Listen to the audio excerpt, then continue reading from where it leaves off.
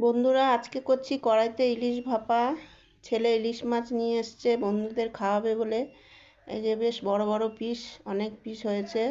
লেজা মাথা তো বাদই আছে। এই যে আমি এখানে নারকেল নিলাম, সর্ষে, পোস্ত আর কাঁচা লঙ্কা, এগুলো সব মিক্সিতে আমি গুঁড়ো করে নেব। আগে সর্ষে পোস্তটা শুকনো গুঁড়ো করে নিচ্ছি। এর মধ্যে কাঁচা লঙ্কা আর নারকেলটা পেস্ট করে নেব একটু জল দিয়ে।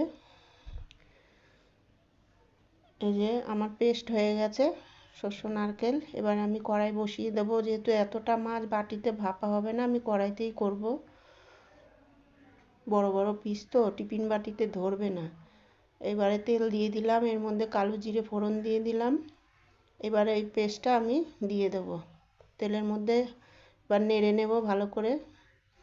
এর মধ্যে এবারে নুন, হলুদ, একটুখানি লঙ্কার গুঁড়ো আর একটু জিরের গুঁড়ো সামান্য দিলাম। দিয়ে ভালো করে কষিয়ে নেব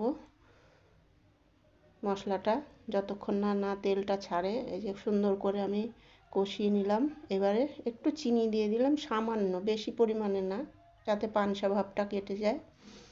এবারে আমি জল দিয়ে দিলাম, মিক্সি ধোয়া জলটা দিয়ে দিলাম। মাখা মাখা হবে। এই যে অনেকটাই মাছ তো, অনেকটা ঝোল দিলাম। এবারে মাছগুলো আমি কাঁচাই দিয়ে দিলাম, যে ভাজলাম না, ভাপা হবে। কাঁচা কাঁচাই আমি সাজিয়ে দিয়ে দিলাম। পেটের মধ্যে ডিম। ছেলে বলছে বন্ধুরা খাবে, মা তুমি একটু বানিয়ে দাও।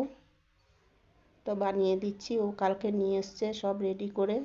এবারে আমি মাছ সব সাজিয়ে দিলাম। এবারে আমি একটু ঢেকে দেব, না ঢাকলে তো সেদ্ধ হবে না, একটু ঢেকে দিতে হবে। ঢাকনা চাপা দিয়ে দিলাম, মাছগুলোকে ভালো করে সাজিয়ে। এবারে কিছুক্ষণ পরে ঢাকনা উল্টিয়ে যে আরেকটু দেখলাম যে গোটা গোটা কাঁচা লঙ্কা কিছু দিয়ে দিলাম, আর একটু উপর থেকে কাঁচা সর্ষের তেল দিয়ে আর একটু ঢেকে দেব। এই যে আমার মাছ রান্না প্রায় রেডি। মাছ সিদ্ধ হয়ে গেছে। পেটে ডিম মাছ খেতে খুব ভালো লাগবে। দারুণ হয়েছে রান্নাটা। এই যে বন্ধুরা, উপর থেকে কাঁচা সর্ষের তেল আর একটু দিয়ে নামিয়ে নিলাম। আমার রেডি ইলিশ মাছ রান্না। কেমন হয়েছে বন্ধুরা?